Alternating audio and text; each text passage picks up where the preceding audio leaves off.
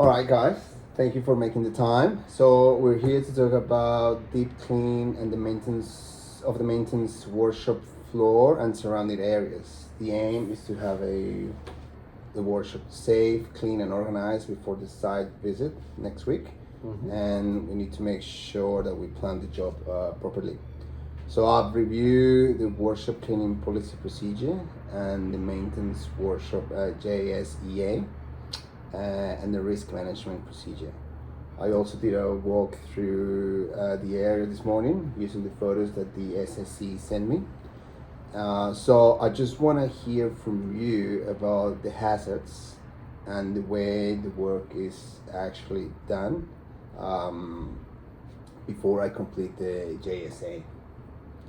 So this task will include sweeping the floor, moving tools and equipment back to where they belong. And we'll be using the pressure washer with the Excel workshop floor cleaner. We will be checking shelving and storage areas and then locking up and completing the end of shift report. So before we go into the details, do you have any questions or concerns about doing this job? But when are we meant to do this? We need to make sure that there are no vehicles or mobile plants coming into the workshop where we're cleaning. Yeah, that's a good point. So we will only do this deep cleaning in a time window where no vehicles or plants or mobile plants are scheduled to enter the workshop. And I will confirm that with the dispatch and let the drivers know in advance so no one drives in while the floor is wet. Okay, I'm also worried about large pieces of equipment. Will they actually be isolated before we start? Yes, so before we begin, we will check that the plant in the workshop and make sure everything that needs it's isolated and tagged as required. That will be part of the planning of the job. Okay, but I never used a pressure washer before. Well, thank you for telling me. You are not expected to work on it without instructions. So before you use it, we will go through the pressure washer standard operating procedure together and do a short familiarization so you are comfortable with how it works. Okay, the cleaning progress and wet floor signs we're using are so dirty and it's hard to see that we're wearing them. That's an important observation. So clear signs are one of our controls. So before we start this job, we will clean those signs properly. And if they cannot be read clearly, then we will replace them. To be honest, this feels like a waste of my time. I've been doing this job for 20 years and I have better things to do than another safety talk. Look, I understand this might feel a bit repetitive, but this consultation is a requirement and your input is very important. You have a lot of experience and I respect that. So the reason why I have a discussion is to make sure that everyone has the same picture for this specific task with this equipment and these chemicals. And your experience will also help us pick up things that we might be missing. So I'm not even sure how to use the pressure washer properly here. Well, that's good to know, and thank you for sharing that. So you will be also included in the familiarization. So we will go through the checks, how to handle the wand, and how to shut it down safely. No one will be expected to guess. We also need to be careful when we move hand tools and power tools. People try to carry too much at once, and that is when things are dropped or someone gets hurt. Yeah, that's very useful feedback. So for this cleaning task, we will be using trolleys or other aids for heavier and alcohol items.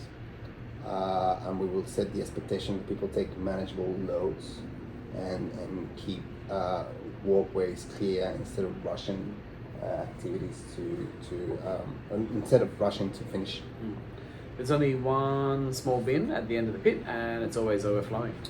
Yeah, thank you for that. So before we start, we will have to make sure that all the bins are empty and also look at whether we can add another bin in case there's a lot of rubbish.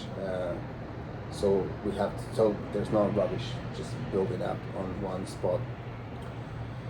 All right, so I also want to share the main things that I noticed during my inspection while I was walking this morning. So around the service pits, apparently there are no guard rails or tow boards, and the JSAEA identifies the service pits as hazards and states the service pits must be clearly marked and signposted. So the signs are there, but there are not physical barriers. So that means that if someone steps back without looking there, there's a risk for them to fall into the pit. So for this cleaning job, we will have to make sure that we set up temporary barricades or chains around the service pits, and just to create a physical barrier and make the pits more obvious while we are working in the area. I also noticed some oil stains on the floor. So the floor does not have much grip when it's wet, and the workshop cleaning policy and procedure states that spills must be cleaned immediately with the correct cleaning agents, and that safety signage must remain in place until the area is dry and safe.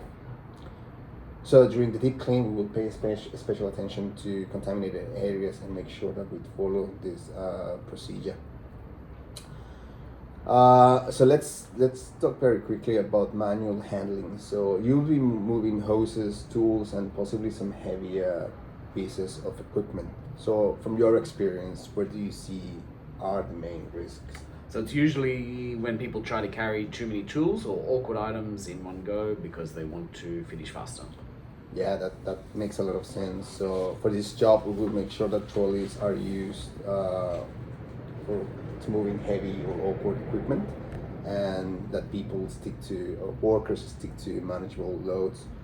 We will also remind everyone that we value the job that they're doing, so they don't have to be rushing.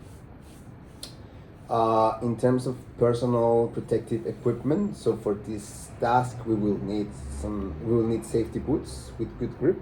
We will need eye protection. We will need gloves. We will need hearing protection while the pressure washer is running, and we're also gonna need some long sleeves and long pants. If there is anything missing or damaged, just let me know, and I'm happy to replace it.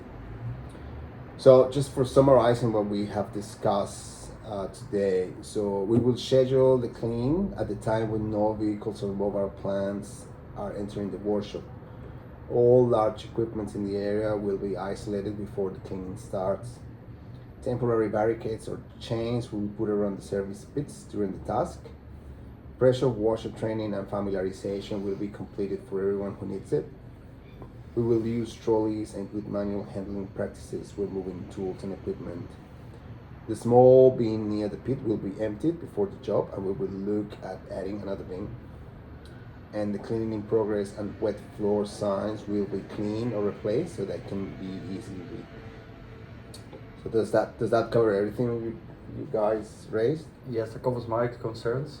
Yeah, that sounds fine. Just let me know when we're doing it. Cool, thank you guys. So I'm just gonna update the JSA. I'm gonna start doing the JSA with all these items that we have discussed, and I'll share with you before the task. If you think that anything else should be included, just come and see me before we start the clean. Thanks. All right.